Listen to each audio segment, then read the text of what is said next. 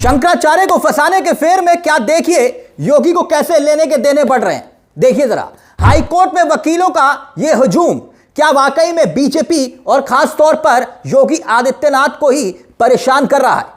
क्या वाकई में बीजेपी के अब समझ में यह नहीं आ रहा कि धीरे धीरे ही सही, लेकिन जो उसका अपना कट्टर वोट बैंक है वो अब उससे खिसकता हुआ जा रहा है, उसके खिलाफ खड़ा हो रहा है। अगर ये छिटकता है तो कहीं लेने के देने ना पड़ जाए। अब ये तस्वीर और विरोध है कैसा वो समझिए। सिर्फ एक तस्वीर नहीं है, इसके साथ साथ ब्रजेश पाठक की भी एक तस्वीर आ गई। ब्रजेश पाठक एक बार फिर से बटुक ब्राह्मणों के साथ मंच पर दिखाई दे रहे हैं। उस पर भी हम आएंगे, उन तस्वीरों को भी हम आपको दिखाएंगे। लेकिन जैसे कि आप जानते हैं कि शंकराचार्य स्वामी अविमुक्तेश्वरानंद को निपटाने के चक्कर में योगी आदित्यनाथ को पहली ही सीढ़ी पर, कानून की पहली ही सीढ़ी पर बहुत तगड़ी चोट लगी है।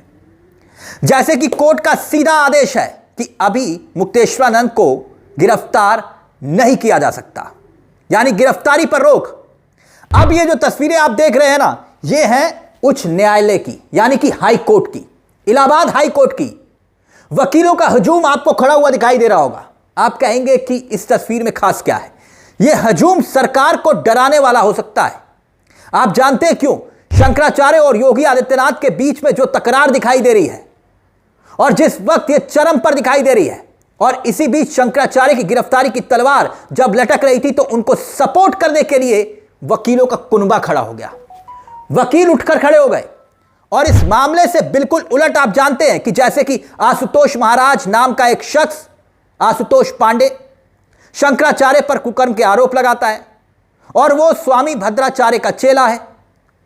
अब आशुतोष ब्रह्मचारी उर्फ आशुतोष पांडे जो खुद हिस्ट्री शीटर है, मगर देखिए कि किस तरह से शंकराचार्य के साथ वकील खड़े हो गए।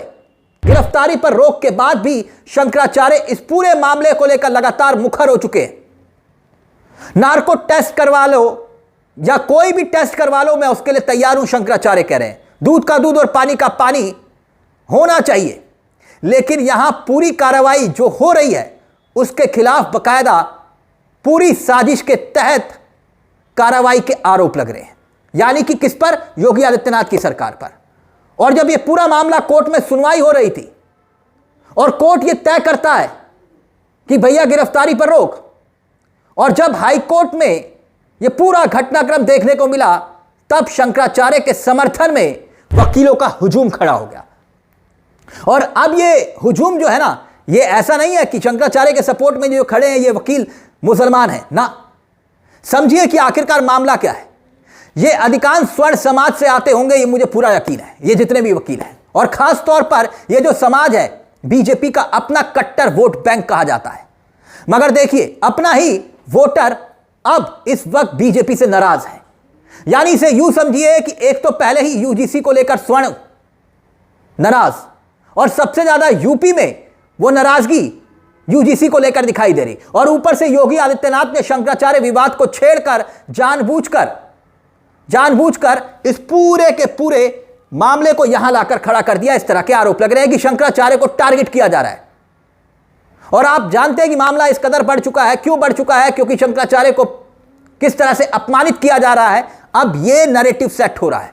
बटुक ब्राह्मणों की चोटी खींची गई, खुद शंकराचार्य को धरने पर बैठना पड़ा, स्नान तक नहीं कर पाए, और यह पहली बार हुआ।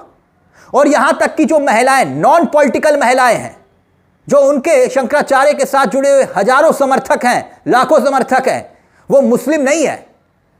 शंकराचार्य को मानने वाले ज्यादातर स्वर्ण समाज से ही आते हैं।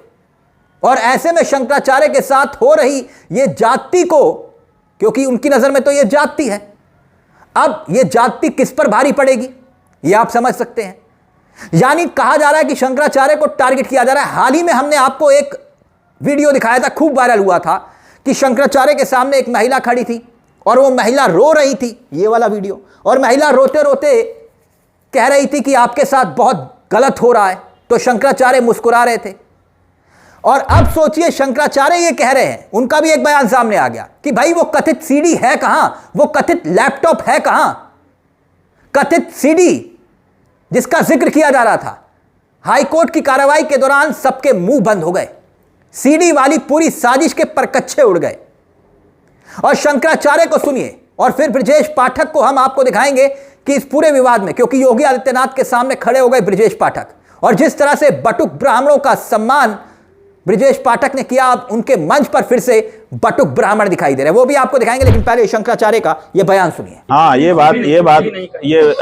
स्वामी जी याद दिला रहे हैं कि क्योंकि इन्होंने पूरी कार्यवाही देखी, हम तो पूजा और संध्या में लग गए थे तो हम पूरी कार्यवाही देख नहीं पाए, थोड़ी सी शुरू की देखी, उसके बाद हमको स्नान करना था, संध्या करनी थी, पूजा करनी थी, तो हम उसमें चले गए। ये कह रहे हैं कि बाहर जो बार बार कहा जा रहा था कि ये सीडी है, वो लैपटॉप है और ये है, उसका भी मामला खत्म हुआ, क्योंकि वो भी अगर होता सचमुच तो न्यायालय को प्रस्तुत कर दिया जाता कि साहब ये देखिए, बल्कि दिखा ही दिया जाता कि इसका ये अंश बहुत जरूरी है, इतना तो कम से कम 2 मिनट, 1 मिनट, आधा मिनट देख ही लीजिए ताकि आपको पता चल जाए। लेकिन ऐसा कोई, ना तो कोई सीडी दिखाई गई, ना तो कोई लैपटॉप दिखाया गया। इसका मतलब है कि ये मीडिया ट्रायल चलाया जा रहा था शंकराचार्य के विरुद्ध, और कोर्ट के बाहर ही फैसला कर दिया जा रहा था। आज कम से कम इस प्रवृत्ति पर न्यायालय ने अंकुश लगा दिया। यानी सोचिए, शंकराचार्य विवाद में योगी आदित्यनाथ की सरकार किस तरह से पूरी तरह से फंसती हुई दिखाई दे रही है। दोनों डिप्टी सीएम शंकराचार्य के समर्थन में आ गए, शंकराचार्य के, और दूसरी तरफ हिस्ट्री शीटर आशुतोष पांडे शंकराचार्य पर गंभीर आरोप लगाते हैं, और वही आशुतोष पांडे कहते हैं कि डिप्टी सीएम ये साजिश रच रहे हैं। डिप्टी सीएम नाम नहीं लिया आशुतोष पांडे ने, लेकिन डिप्टी सीएम ब्रजेश पाठक एक बार फिर से ब्राह्मण बटुकों के साथ दिखाई दे रहे हैं। इस बार गाजियाबाद से तस्वीरें आई, देखिए। लोनी के विधायक नंद किशोर गुर्जर होली समारोह मना रहे थे और बटुक ब्राह्मण मंच पर मौजूद थे मंत्रोच्चारण के साथ। समझिएगा, तस्वीरें बहुत कुछ कह रही हैं।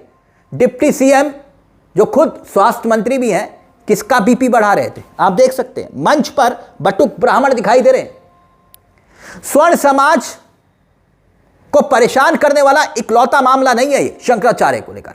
हमने आपसे कहा ना, यूजीसी वाला मामला एक बहुत बड़ा मामला बन चुका है, क्योंकि कुछ दिन पहले आपने देखा होगा सरकार ने जिस तरह से यूजीसी के नए प्रावधानों के तहत वो टेस्ट करने की कोशिश की ना, खुद मोदी सरकार ने एकाएक माहौल देखने की कोशिश की कि भाई विरोध किस हद तक होता है, होता भी है कि नहीं होता, अगर हुआ तो भाई शांत कर दिया जाएगा। और खुद उस वक्त धर्मेंद्र प्रधान तो ऐसे रिएक्ट कर रहे थे कि जैसे उनको कुछ पता ही नहीं था कि यूजीसी को लेकर हो क्या रहा है, जो खुद मंत्री हैं।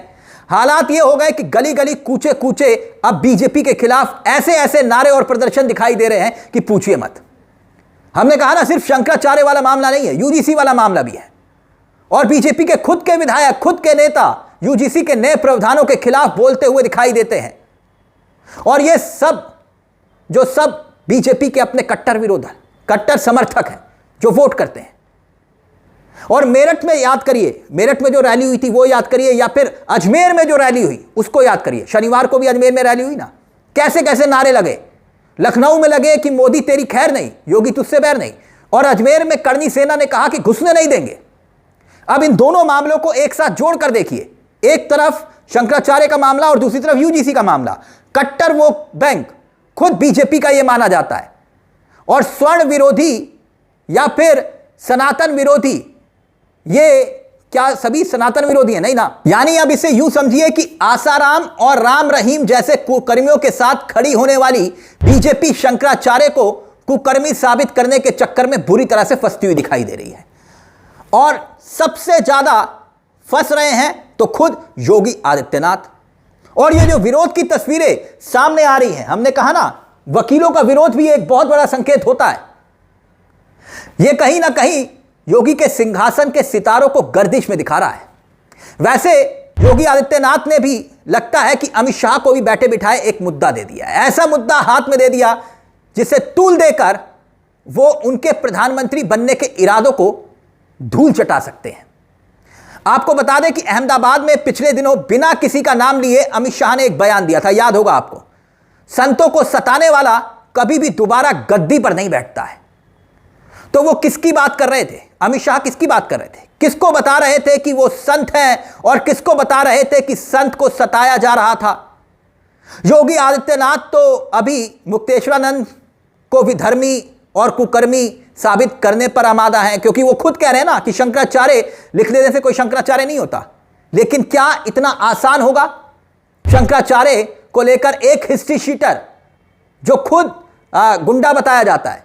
वो स्वामी अवधेशानंद को निपटाने के चक्कर में कहीं ऐसा तो नहीं है कि खुद योगी आदित्यनाथ खुद फंसते हुए दिखाई दे रहे हैं। इस पूरे मामले को लेकर आपकी क्या राय है? अब इन दोनों मामलों को सिर्फ जोड़कर देखिएगा, एक तरफ शंकराचार्य वाला मामला और दूसरी तरफ यूजीसी वाला मामला। अपनी राय हमें कमेंट बॉक्स में जरूर दीजिएगा। मुझे तिलक चावला को दीजिए इजाजत। एक छोटी सी दरख्वास्त, चैनल को सब्सक्राइब जरूर कर लीजिएगा। मंच आप ही का है जहां हम सिर्फ खबर नहीं दिखाते बल्कि खबर के पीछे की खबर भी बताते हैं। नमस्कार, जय हिंद, जय भारत।